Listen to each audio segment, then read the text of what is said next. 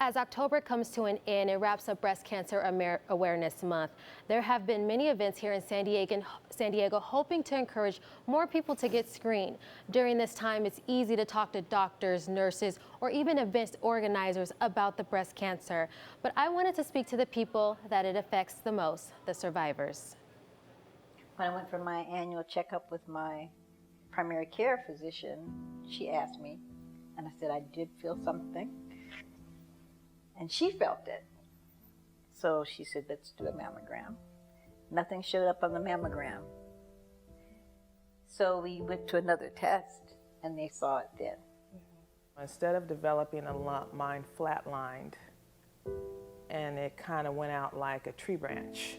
No lump would have ever developed in the type of cancer that I had.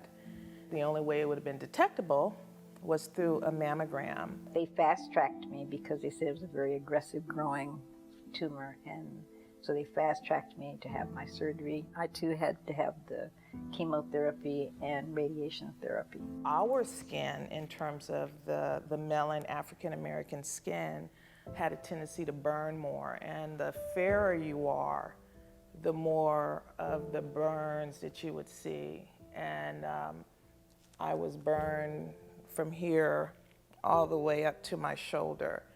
And because you have the flashback, so it doesn't just burn a particular area, it burns everything. And so putting on a shirt took me 15 minutes every morning. But I can say that I'm 14 years post-cancer. Wow. And glad and grateful for every single day. And I kept telling myself, the mantra that I gave myself was, I would go through anything because the alternative was not something I was willing to face, and that was death. 30% of all females lose their mate during this process. Not the other way around. And I'm not saying not to demean men or anything like that, but sometimes people can't take that and they lose their mate. Is there anything in particular, good or bad, that you felt was a lasting impression during your time? For me, I think it's the why. You know, why me? Now I think, why not me? I believe now that I was diagnosed with breast cancer because my daughter-in-law would be diagnosed with breast cancer. She has a daughter, just like Angela. And we will not give up because we know we want to be there for our kids. We know that's what we're going to do. And that's what she's going to do. I don't care what anybody says, when they dump poison in you, there's going to be side effects. It changes your whole body chemistry. It changes who you are, so that early prevention is the cure. Absolutely.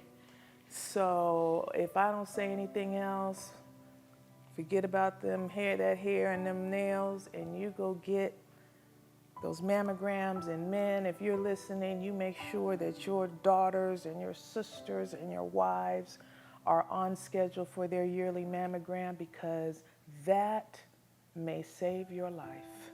One piece of advice you can give to one woman. Put yourself first. Put yourself first. If you don't, you won't be there for anyone. Angela. For a woman that's going through cancer right now, there is hope. And you sometimes just gotta hang on to it. Just believe and hang on.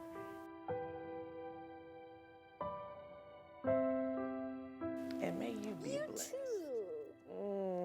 The survivors are sisters. That's right. Speaking to these ladies was an absolute honor. The most important note that Joe and Angela wanted to get across is to get those mammograms. And if you are interested in hearing more from these ladies and other people that have been affected by breast cancer and the resources available, we will be airing a New Scene special during Thanksgiving break.